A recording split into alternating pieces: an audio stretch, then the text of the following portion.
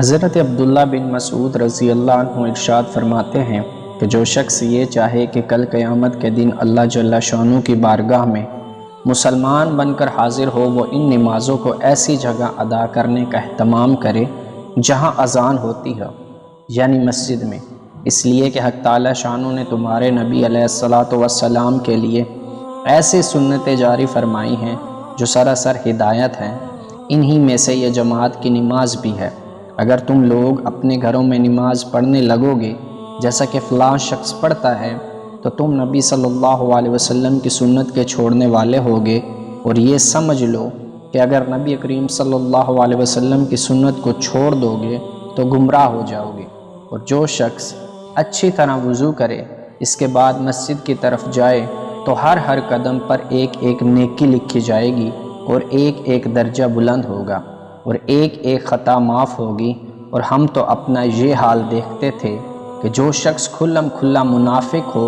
وہ تو جماعت سے رہ جاتا تھا، ورنہ حضور صلی اللہ علیہ وسلم کے زمانہ میں عام منافقوں کی بھی جماعت چھوڑنے کی ہمت نہ ہوتی تھی، یا کوئی سخت بیمار، ورنہ جو شخص 2 آدمیوں کے سوارے سے گھسیٹتا ہوا جا سکتا تھا وہ بھی صف میں کھڑا کر دیا جاتا تھا۔ فائدہ میں لکھتے ہیں، صحابہ کرام رضی اللہ عنہم اجمعین کے یہاں جماعت کا اس قدر اہتمام تھا کہ اگر بیمار بھی کسی طرح جماعت میں جا سکتا تھا تو وہ بھی جا کر شریک ہو جاتا تھا، چاہے 2 آدمیوں کو کھینچ کر لے جانے کی نوبت آتی۔ اور یہ اہتمام کیوں نہ ہوتا جبکہ ان کے اور ہمارے آقا نبی کریم صلی اللہ علیہ وسلم کو اسی طرح کا اہتمام تھا۔ چنانچہ حضور اقدس صلی اللہ علیہ وسلم کے مرض الوفات میں یہی صورت پیش آتی کہ مرض کی شدت کی وجہ سے بار بار غشی ہوتی تھی، اور کئی دفعہ وضو کا پانی تلف فرماتے تھے۔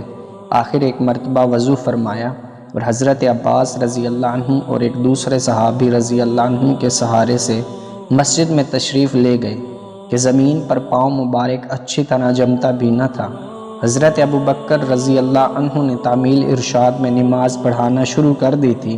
حضور صلی اللہ علیہ وسلم جا کر نماز میں شریک ہوئے۔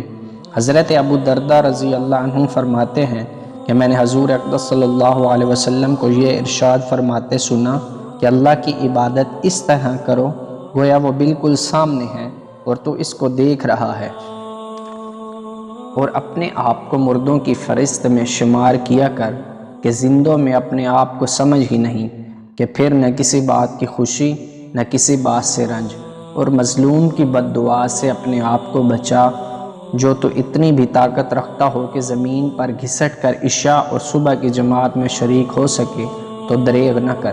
ایک حدیث میں ارشاد ہے کہ منافقوں پر عشاء اور صبح کی نماز بہت بھاری ہے۔ اگر ان کو یہ معلوم ہو جاتا کہ جماعت میں کتنا ثواب ہے تو زمین پر گھسٹ کر جاتے اور جماعت سے ان کو پڑھتے۔